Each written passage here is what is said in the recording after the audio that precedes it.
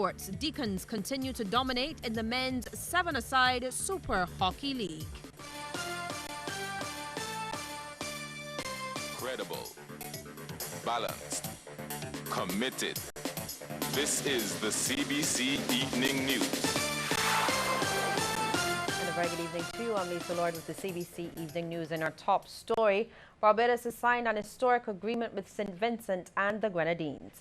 The agreement delimits the maritime boundary between the two countries and is the result of several months of intense discussions.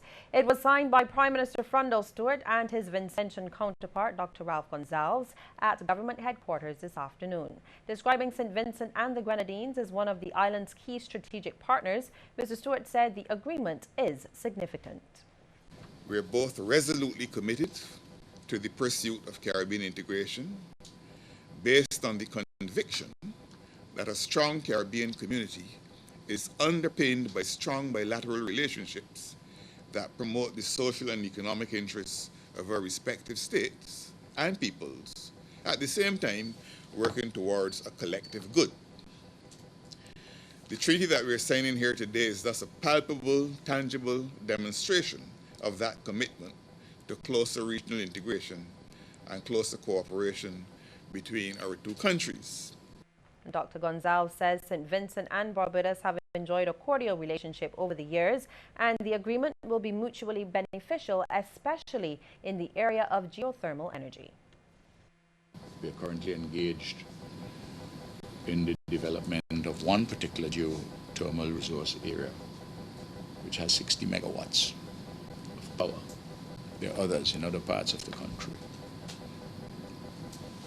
And Emera is known worldwide, being among the best to deliver electricity by submarine cables. They have done so in Canada, between the mainland Canada and the islands. But just think of it,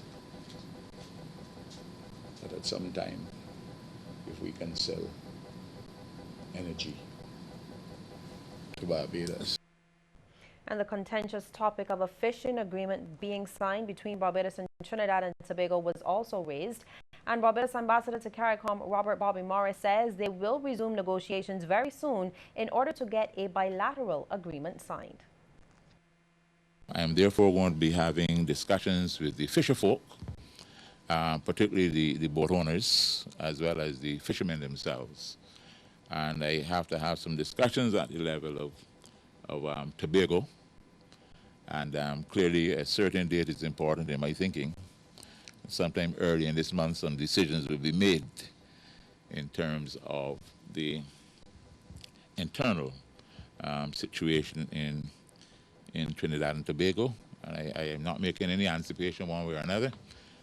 But as soon as that is over, Barbados will be starting to mount this position to start negotiations on a bilateral agreement that looks at fishing between our two countries.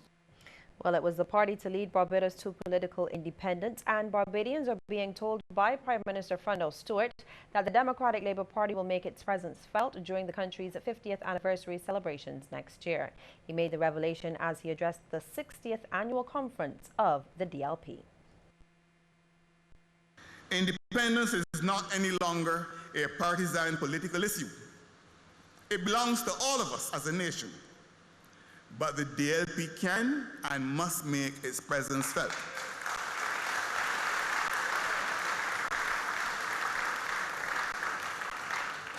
The party locally and all of our overseas branches must be mobilized around the attainment of this historic milestone.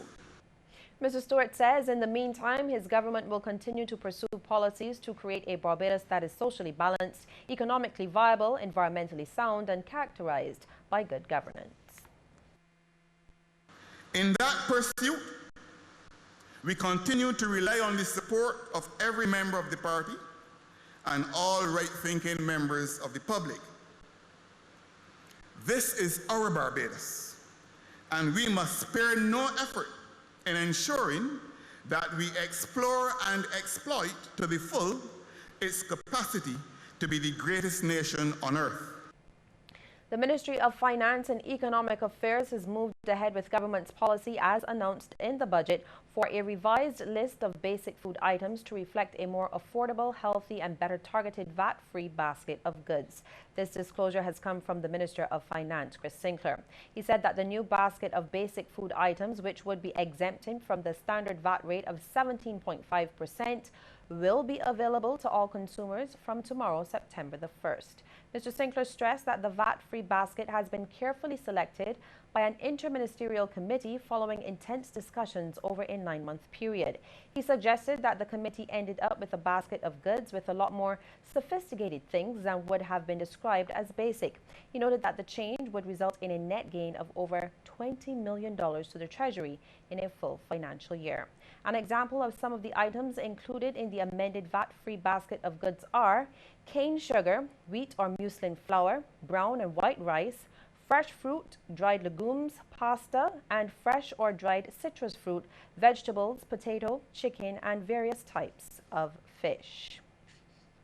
Barbadian crews are among several from the region in Dominica lending assistance. The HMBS Trident reached that island this morning with relief supplies and personnel from the Coast Guard and the Barbados Fire Service.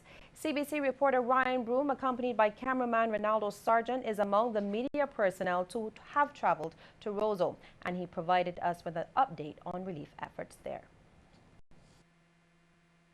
At about 11 o'clock this morning, the 18-member crew of the HMBS Trident, along with a search and rescue team from the Barbados Fire Service, started an evacuation of about 600 residents from the southeast community of Petite Savanne. That's one of the hardest hit areas here in Dominica.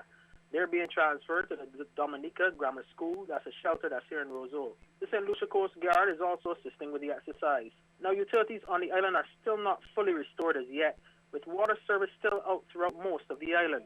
However, there is some good news. Mobile service is up and running for the most part. I also spoke to General Manager of the Dominica Electricity Services Limited, or Dominionlec, and she told me that they have been able to restore power to at least 80% of the island and that they're happy with the pace that crews have been able to work. Meanwhile, the general relief effort continues. We've offloaded hundreds of boxes of water, food, medical and personal care supplies this morning, and additional support is expected when another Barbados Coast Guard vessel arrives here in the next 24 hours. Reporting from Roseau, Dominica, where the relief effort is well underway, I'm Ryan Broom for CBC News. Thank you very much, Ryan. Well, meantime, the Metropolitan High School wants to help scores of Dominican students impacted by Tropical Storm Erica. Principal Oliver Cox made the disclosure at a press conference at the Roebuck Street Institution earlier today. The school is prepared to provide over 100 students from 11+ level right up to CXE with scholarships. It could have happened to us here in Barbados.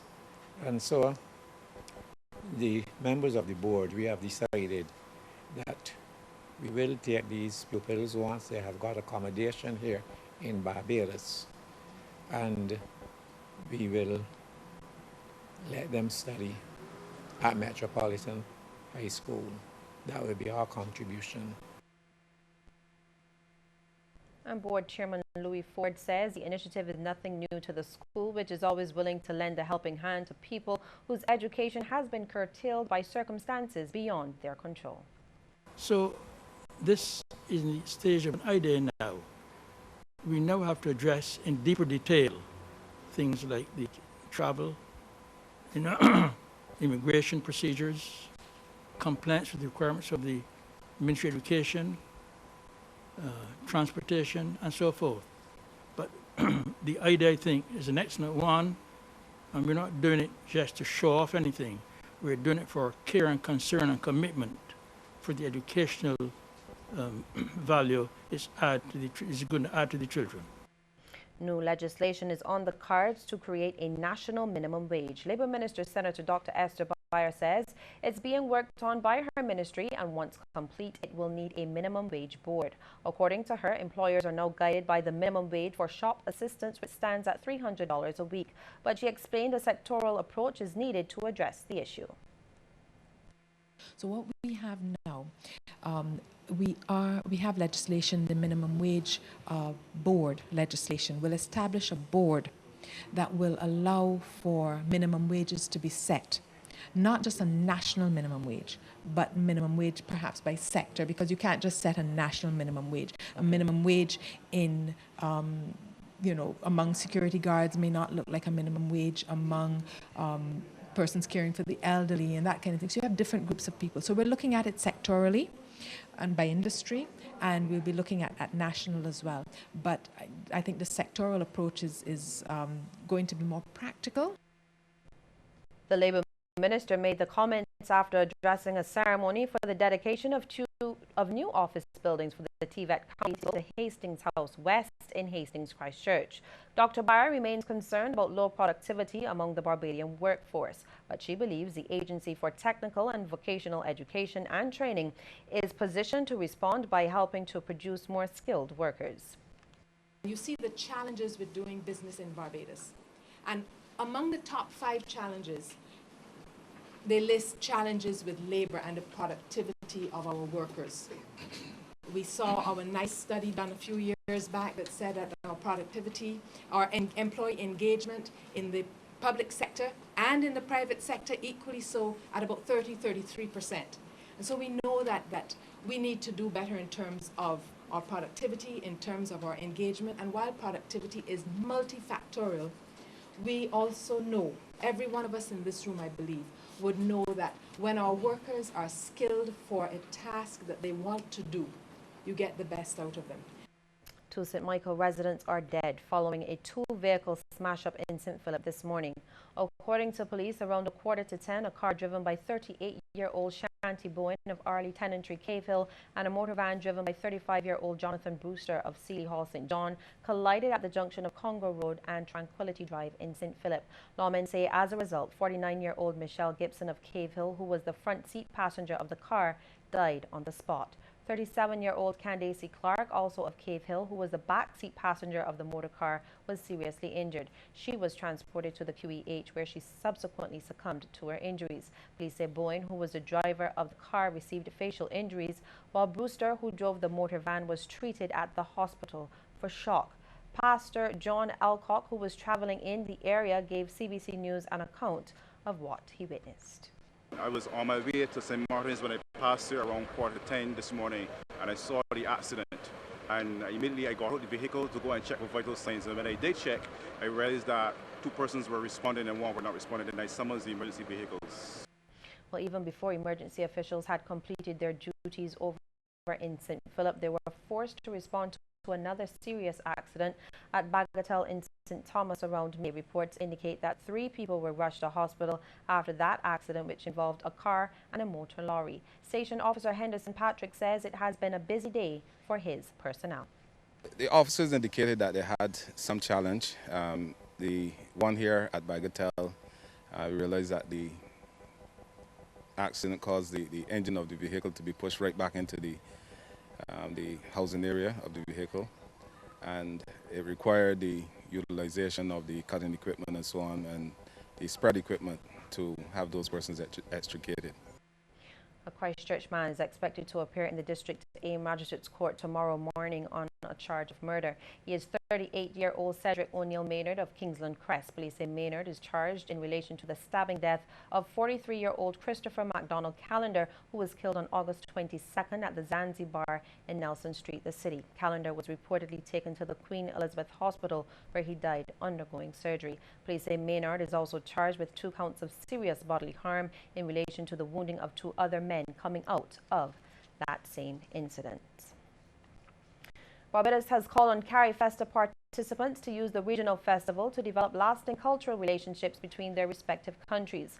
Culture Minister Stephen Lashley made the suggestion as the curtain came down on the festival in Haiti, and as he accepted the baton, signaling Barbados will host Carrie Festa number 13 in 2017. Minister Lashley said building strong links is the purpose of the proposed Barbados-Haiti Cultural Agreement.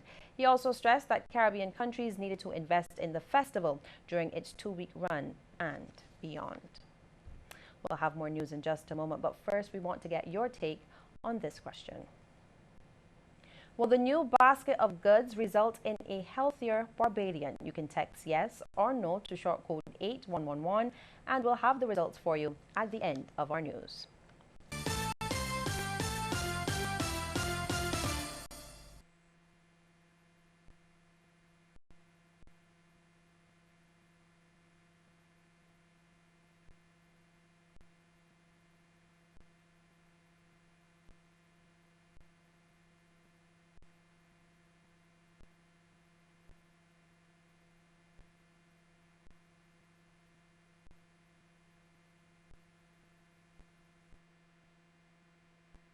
Anyone who knows me knows I don't like cold.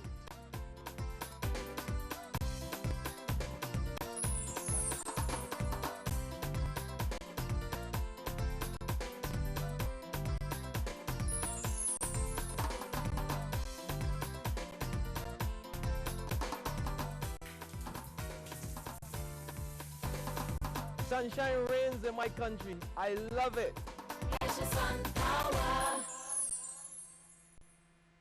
A beautiful swift desire to be won at A1 supermarkets. Fall in love with your desire and win it. By including Quaker, Aunt Jemima, or Stacy's in your shopping with a minimum spend of $50. Win what you desire and drive into A1 supermarkets at 6:30 a.m. to open doors. Rob. Details in store. Suzuki from Simpson Motors.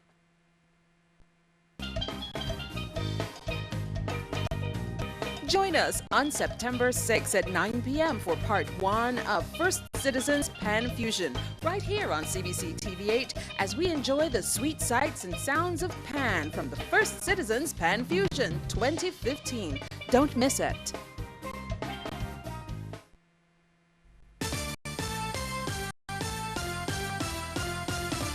The Queen Elizabeth Hospital is boosting its cadre of critical care nurses.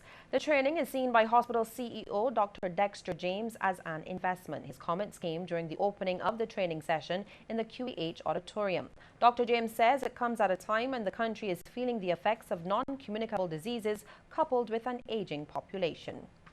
We've seen sicker patients who succumbing to conditions such as heart attacks and strokes driven by the non-communicable diseases. The second really is the investment is finding the technical resources to support the program.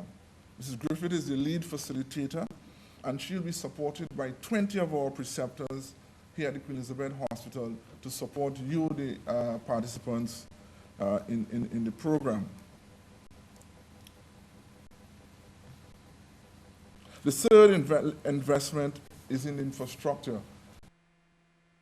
It's an area well known for its beach, its wrecks, and it is a popular dive spot and recreational area. Now efforts are on to protect Carlisle Bay, and leading the charge is the Coastal Zone Management Unit. A meeting was held with a number of stakeholders where they were brought up to date on the proposed plan and what it entails. Water quality analyst of the Coastal Zone Management Unit, Richard Suku, says the area is overdue for a revised management regime. He provided some insight into what role the unit will be playing in this initiative. The proposed management regime we're looking at is the marine managed area. So on the internet, this is what I call off. Areas of marine space that are regulated for the purpose of managing marine and coastal resources and their use. It's a fairly generic definition. It doesn't speak specifically to certain activities, and that's on purpose. It leaves the room for various activities to be performed. So as the managers, Coastal Zone and the big ups, they can say we can do this and not this in the bay. You're not stuck as it was with marine protected areas with no-take fisheries. So it's more flexible. Mr. Suku says protected marine areas exist in several other Caribbean countries and have proven effective. He acknowledged it may take some time before the area can receive such a designation. In the meantime, a study will be undertaken on Carlisle Bay. An acting director of the unit, Dr. Lorna Innes, says there is a nexus between ecosystem conservation and shoreline stabilization. Well, we are now pursuing a tool of ecosystem-based adaptation, which suggests that if our coral reefs are in great shape and we try to restore them as best we can, then we anticipate that we will have less shoreline stabilization to address.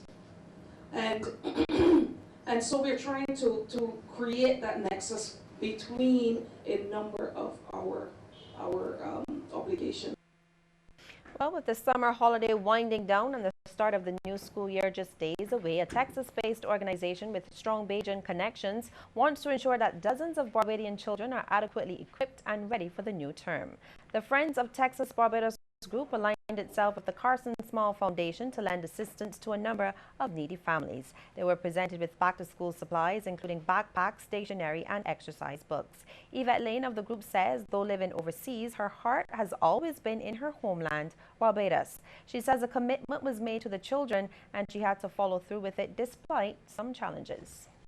Every time I try to do something, a battle. You know, sometimes people promise you that they're going to come true for you, you know, and then you call them. Oh, you know, okay, I'll call you back, you know, and you're still waiting for that call. But I said, you know, dear Lord, I made a commitment to these children. And I know you're a God that answers prayer, and you will not let them down. And I mean, it took me to get here. It was quite an experience and cost, you know. The flight changes. It was a great cost. But I said, I'm going to come no matter what. And Carson Small of the Carson Small Foundation was appreciative of the effort. He saluted his volunteers and supporters and says that the foundation is to undergo some reorganization. Because as you can see, I'm advancing in age, and I'm thinking seriously about stepping off the bandwagon and let some younger blood come forward. But we'll get around to that as the new year dawns. And let me take this opportunity and say thanks to all of you who have chipped in over the years and helped the foundation in one way or another. There are lots of things that we would have liked to do, but we haven't got there yet, but we will still be working on them. And as far as Yvette is concerned, darling, it has been a joy working with you. The St. Philip community of Church Village was brought alive over the weekend through the hosting of an event which sought to build the community spirit. A fair was staged by the Church Village Community Network Group with assistance from the Rural Development Commission on the hard court of the St. Philip Parish Church. There, residents sold craft items, food, clothing, plants and vegetables. Philip Knight of that group says the idea came about as part of its mandate and overall goal to improve communities. Making them more inclusive, making them more democratic, and it was a aimed. Then we got into a lot of discussion, and out of that came a series of programmatic activities. We felt that what we do is had to bring the people together, to bring social capital, to build social capital, and to strengthen that capital. And the event had the blessing of MP for St. Philip North, Michael Lashley. He also played some into another community event, the St. Philip Carnival.